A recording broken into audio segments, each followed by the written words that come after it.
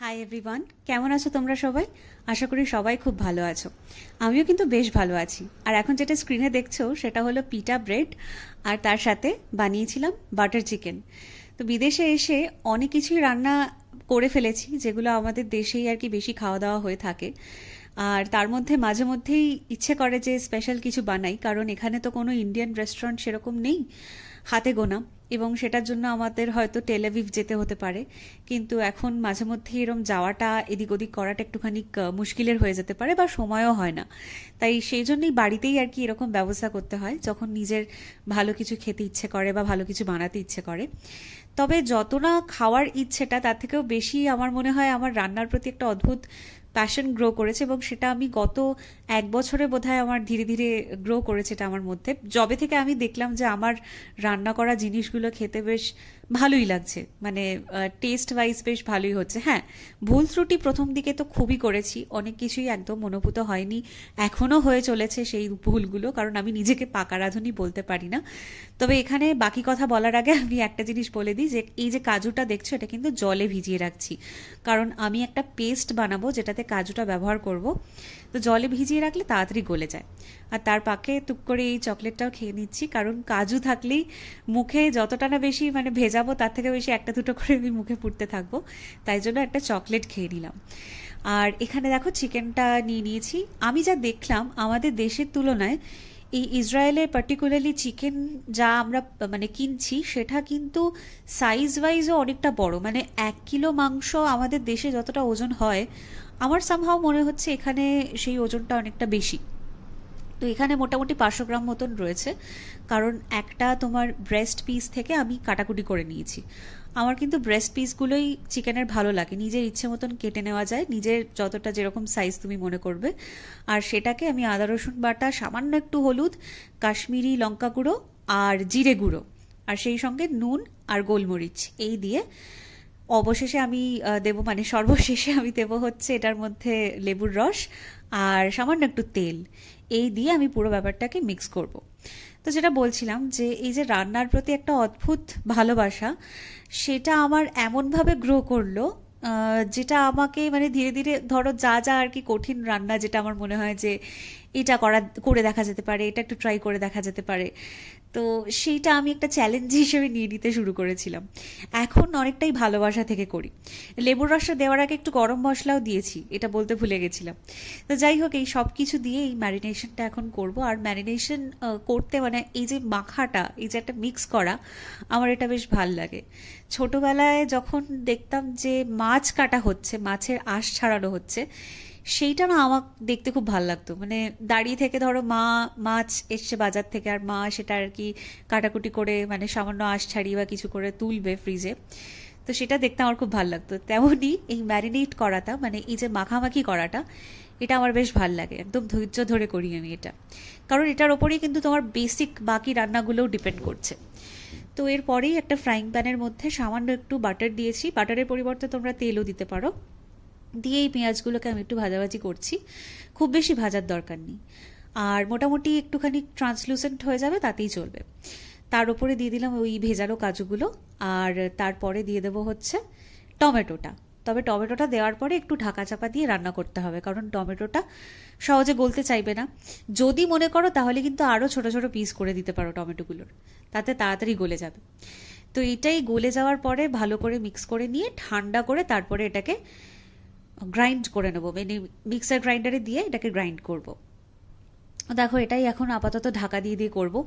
আমি না এখানে ঢাকা মানে লিডটা দেখাচ্ছি না, কারণ আমার যে লিডটা আমি ব্যবহার করি ঢাকা দেওয়ার জন্য, সেটা আমার বেসিক্যালি আমার কড়াইটার জন্য মানে ফিটেড। এটার জন্য না খুব একটা সুটেবল নয়, আমি তাও আর কি ওরমভাবেই কাজ চালাচ্ছি। কারণ আমরা যেহেতু তোমার ফেব্রুয়ারি মাসে এখানে এসেছি, এখনও আমাদের যা যা প্রয়োজনীয় বাসনপত্র সেগুলোই আমরা ব্যবহার করছি। ভিডিওতে দেখানোর জন্য বাসনপত্র মানে অ্যারেঞ্জ করবো এটা আসলে ভাবিনি আগে থেকে, তো সেই জন্য লিডটা আমি দেখাচ্ছি না, কারণ ভীষণ হাসি পাবে ওটা দেখলে, যেহেতু একেবারেই সাইজে মিলবে না তাওয়াটার সাথে। তাই জন্য দেখে তোমার মনে হবে যে বাবারে আর কি কুকিং লিড ছিল না, এটা কি। তো আমাদের সত্যিই নেই, আমরা এখনো আর কি অ্যারেঞ্জ করিনি ওরকম আলাদা করে লিড একটু খোঁজ করতে হবে আসলে আমাদের দোকানে গিয়ে। যাই হোক, চিকেনগুলো আমি ভাজছি এখানে, আর চিকেনটাও কিন্তু একটু ঢাকা দিয়ে ভাজলে ভালো, তাহলে তাড়াতাড়ি নরম হবে। ওটার থেকে যে জুসটা বেরোবে ওটাতেই অনেকটা কুক হয়ে যাবে। তবে চিকেনটাকে একটু না এই চার্ড টেক্সচারটা দরকার, মানে একটু ভাজা ভাজা হয়ে যে এই যে একটু লাল লাল হয়ে যাচ্ছে এই ব্যাপারটা দরকার। তো দেখো, এটা হচ্ছে ফাইনাল তোমার চিকেনের লুকটা, মানে যেটা আমি ভেজেছি। আর এই সময়তে আশেপাশে তুমি চেষ্টা করবে যে লোকজন যেন না আসে, তাহলে এলে পরে কিন্তু এটাই খেতে শুরু করবে, কারণ এটা শুধু খেতেও খুব ভালো লাগে।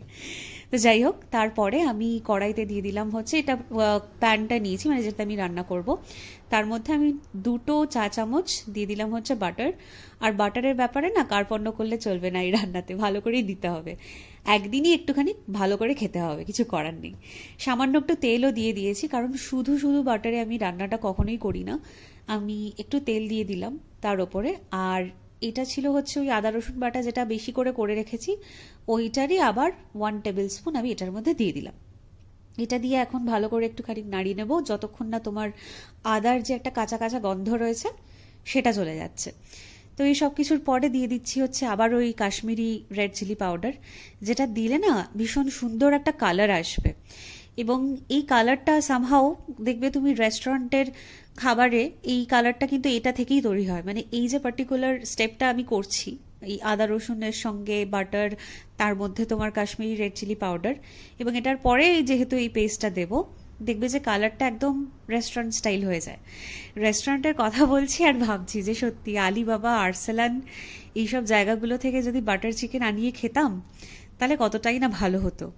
এই যে এক একবার মনে করি এই জিনিসগুলো, আর তখনই মনে হয় সত্যি গড়িয়াহাটের মোড় দিয়ে যাচ্ছি, আলিবাবা রেস্টুরেন্টটা রয়েছে, অথবা পাকসার কাছে গেলাম, ওখানে আরসালান রয়েছে। নিদেন পক্ষে আমার বাড়ির কাছে, আমার বাড়ি যেহেতু কলকাতার হাজরা এলাকাতে, ওখানে তোমার একটার পর একটা ভালো ভালো দোকান। যেমন তুফানি বিরিয়ানির নাম তোমরা, প্রচুর ফুড ব্লগারকে আমি দেখেছি ওখানে ভিডিও করতে। তুফানি বিরিয়ানিটা আমাদের একদম বাড়ির কাছাকাছি, তো ওখানে আমরা বিরিয়ানি, তারপরে রোল, এই সব কিছু ট্রাই করেছি। আচ্ছা, এখানে একটা ম্যাজিকের মতন দেখলে যে অনেকগুলো মশলা চলে এলো। এখানে কিছুই না, রয়েছে হচ্ছে ধনে গুঁড়ো, আর রয়েছে হচ্ছে গরম মশলা, নুন, চিনি আর গোলমরিচ। নুন আর চিনিটা নিজেদের স্বাদ মতন দিতে হবে। আর বাকি মশলাগুলো তো বুঝতেই পারছো, ধনে গুঁড়ো দিয়েছি, আর জিরে গুঁড়োটা চাইলে দিতে পারো, কিন্তু আমি খুব একটা পছন্দ করি না আর বেশি জিরে গুঁড়ো দেওয়া, যেহেতু আগে দিয়ে দিয়েছি। আর গরম মশলাটা কিন্তু ভালো করে দিতে হবে। এই সব কিছুই 1 টিস্পুন করে করে আমি দিয়েছি। চিনি আর নুনটা শুধু একটু নিজেকে ব্যালেন্স করতে হবে। আর যে বাটিটার মধ্যে আর কি পেস্টটা ছিল, ওটার মধ্যেই সামান্য একটু জল দিয়ে ভালো করে গুলিয়ে নিয়ে এই গ্রেভিটা আর কি একটু ঢাকা চাপা দিয়ে রান্না করব। রান্না করার পরে এই চিকেনটা দিয়ে দিলাম, এবং এটার পরে জাস্ট আর কিছুই না, মিক্স করতে হবে, ভালো করে মিক্স করতে হবে, কোট করতে হবে। এটাও একটা বেশ মানে স্যাটিসফ্যাক্টরি লেভেলে চলে যায় এই পার্টটা, যখন এরকম সুন্দর করে মিক্সিংটা হয় আর নিজেরও মনে হয় যে বাহ, বেশ সুন্দর দেখতে হচ্ছে। মাঝে মধ্যে কিন্তু একটুখানি টেস্ট করেও নিচ্ছিলাম যে ঠিকঠাক হয়েছে তো, মানে নুন আর মিষ্টি ব্যাপারটা, মিষ্টিটা খুব বেশি হবে না কিন্তু মোটামুটি ব্যালেন্স করার জন্য, যেহেতু টমেটো দিয়েছি এটার মধ্যে, তো টমেটোটা ব্যালেন্স করার জন্য মিষ্টিটা দিতেই হবে। আর রান্নায় তো জানোই একটু নুন চিনি ব্যালেন্স করে দিতেই হয়। তো তারপরে দিয়ে দিলাম হচ্ছে ফ্রেশ ক্রিম। এখানে না আমার এই ফ্রেশ ক্রিমটা দেওয়ার সময় একবার মনে হলো যে ব্যাস হয়ে গেছে, তারপরে আবার আমি ফেরত চলে যাচ্ছিলাম, তখন তখন মনে হলো যে না, আর একটু দিয়েই দিই। কারণ এই বাটার, ফ্রেশ ক্রিম, এই ব্যাপারগুলো খুব একটা মানে কঞ্জুসি করলে চলে না, দিতেই হয়। আর এখন দিচ্ছি হচ্ছে কাসুরি মেথি, যেটা একটু ক্রাশ করে নিয়েছিলাম। কাসুরি মেথিটা অনেক কষ্টে আর কি আমি দেখেছি, যেটা মানে মোটামুটি এক্সপায়ারি ডেটের মধ্যে রয়েছে এরকম একটা পাওয়া যায় কিনা প্যাকেট।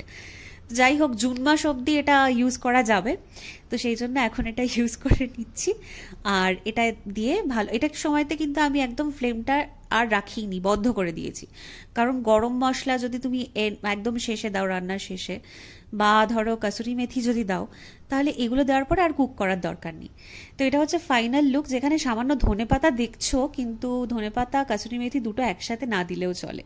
আর এটা হচ্ছে আমি, কিন্তু আমার থেকে এরপরে আরও একটা ইন্টারেস্টিং জিনিস রয়েছে, যেটা তোমরা নিজেরাই শুনে নাও। রান্নাটা কেমন হয়েছে সেটা আরেকজন তোমাদের বলবে এক্ষুনি।